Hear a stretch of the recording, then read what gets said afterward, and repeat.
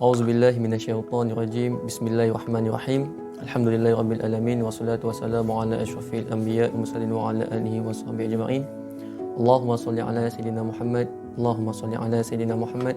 Allahumma shalli ala sayidina Muhammad amma ba'd. Insya-Allah hari ini kita berpeluang untuk kita kenal satu kitab ni, iaitu kitab Madrasatu Azhariyatu Usuluha wa Khasaisuha wa Adabuha. Okey. Kenapa kita perlu kenal kitab ni? Kitab ni adalah kitab yang dikarang oleh Dr. Rashwan Abu Zaid Mahmud. Okey, ni kitab bentuknya macam ni. Okey. Kitabnya bentuk macam ni. Okey. Kitab ni dia menceritakan tentang perjalanan Azhar dan juga usul-usul Azhar dan juga ciri-ciri Azhar dan juga sejarah tentang Azhar. Okey. Sebab apa kitab ini perlu dibaca? Sebab kita sebagai khususnya pelajar Azhar dan umumnya untuk kita mengenali Azhar, kita perlulah baca kitab ni sebab kitab ini juga dah ditakdim ataupun ada kata pengantar daripada Syekh Usama. Okey, Syekh Usama dan juga Syekh Ali Jumaah, ada namanya di situ. Okey. Yang mana Syekh Ali Jumaah dan juga Syekh Usama bersepakat bahawa kitab ni adalah kitab yang perlu dibaca untuk kita mengenali Azhar dan juga madrasah Azhar, supaya kita tak salah anggap Azhar ni apa benda. Kadang-kadang orang kata Azhar ni kan satu pertubuhan kan. Bila kita sebutkan dia satu pertubuhan, maka mana ada zaman Nabi Azhar ni? Azhar ni dia zaman-zaman ulama-ulama kita buat Azhar ni untuk jadikan satu madrasah je lah. Macam satu bid'ah jugalah. Tapi tidak, sebenarnya Azhar ni kalau kita baca kitab ni kita akan nampak zaman Nabi ada Azhar. Maksud Nabi ketika di Mekah ada Azhar. Ketika Nabi berpindah ke Madinah ada Azhar. Ketika mana pembukaan Mesir di Masjid Amr bin As ada Azhar. Dan ketika mana zaman selepasnya Syiah ditakluk kembali oleh Salahuddin Ayyubi ada Azhar. Maksudnya Azhar daripada zaman Nabi sampailah ke pembukaan Mesir ada Azhar.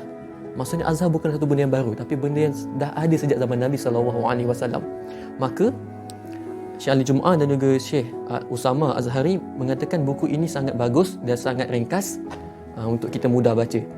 Kalau kita tengok Syekh Usama pun ada juga dia tulis kitab tentang Azhar, tapi berjilid-jilid. Nak baca memerlukan masa sangat panjang. Tapi kita hanya ada satu kitab yang jilid satu jilid je, tapi nampak kecil saja. Boleh dibaca mungkin 2-3 hari dah habis. So kitab ini cerita tentang apa? Okey. Kitab ini cerita tentang, pertama, dia cerita tentang amaliyatu ta'limiyah. Itu ataupun proses pembelajaran, pendidikan. Okey. Yang mana zaman Nabi dan juga zaman Azhar Syarif tak ada perbezaan pun tentang proses pendidikan. Paling penting saya sebutkan 3 perkara. Yang pertama, kalau nak detail kita kena bacalah buku ni, tapi saya sebutkan hanya 3 perkara saja yang ada zaman Nabi diteruskan sampai sekarang ni. Yang pertama, talaki ataupun sistem kita mengaji berhadapan dengan guru. Okey, itu sistem talaki. Yang kedua, kitab mu'tamad. Ada kitab yang dibelajar. Bukan sahaja kita hanya duduk dengan guru di berhadapan, tetapi ada satu kitab yang menjadi sandaran. Okey. Yang ketiga, ada satu ikatan di antara talib dan juga muallim, di antara talib dan juga syekh. Ada, bukan sahaja kita datang kelas balik kelas, tapi kita ada ikatan, ada satu macam persaudaraan di antara guru dan juga anak murid. Jadi 3 perkara ini yang diterapkan oleh Nabi SAW pada zamannya, yang mana Nabi ketika mana di Bait Al-Arqam, itu Azhar yang pertama, Bait Al-Arqam, di mana Nabi kitabnya adalah Al-Quran, Nabi adalah syekhnya dan juga anak muridnya adalah para sahabat. Diteruskan ketika berpindah kepada Madinah, iaitu di Masjid Nabawi. Nabi menjadikan Azhar di Masjid Nabawi, yang mana Nabi mengajarkan Al-Quran kepada sahabatnya. Ketika pembukaan Mesir, kita ada syekh-syekh seperti Imam Al-Laith.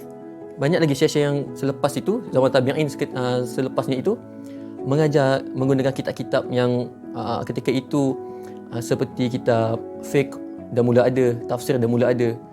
Zaman Nabi hanya ada Al-Quran, dan di situlah fiqh, di situlah tafsir di dalam Quran saja.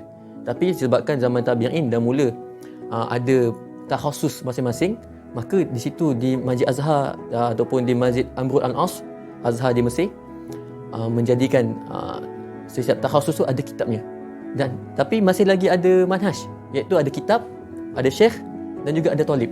Nampak manhaj ketiga ni ataupun talib, ada syekh, ada kitab mutamat dan juga ada ikatan di antara syekh dan juga talib masih diteruskan daripada zaman Nabi sampailah permukaan Mesir yang mana Azhar ketika itu adalah Masjid Amr bin As. Jadi nampak tak manhaj tu? Jadi bila kita sebut madrasah Azhar, maka macam mana kita nak bezakan di antara Azhar dan juga bukan Azhar? Jadi kita nampak Azhar ini dia ada buat satu sistem. Yang sistem ni kita hanya nampak kalau datang Azhar saja. Apa sistem tu? Itu nak masuk dalam kefahaman kita bila kita baca madrasah Azhariyah. Maksudnya satu madrasah yang hanya khusus dinisbahkan kepada Azhar. So apa madrasah tu? Kat sini ulama-ulama Azhar ada buat satu marhalah untuk kita faham ilmu.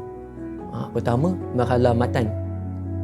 Marhalah matan ni dia macam untuk marhalah yang pertama dalam mengenali ilmu. Okey, kemudian marhalah yang kedua dinamakan marhalah syuruh, iaitu marhalah mensyarahkan matan-matan tersebut.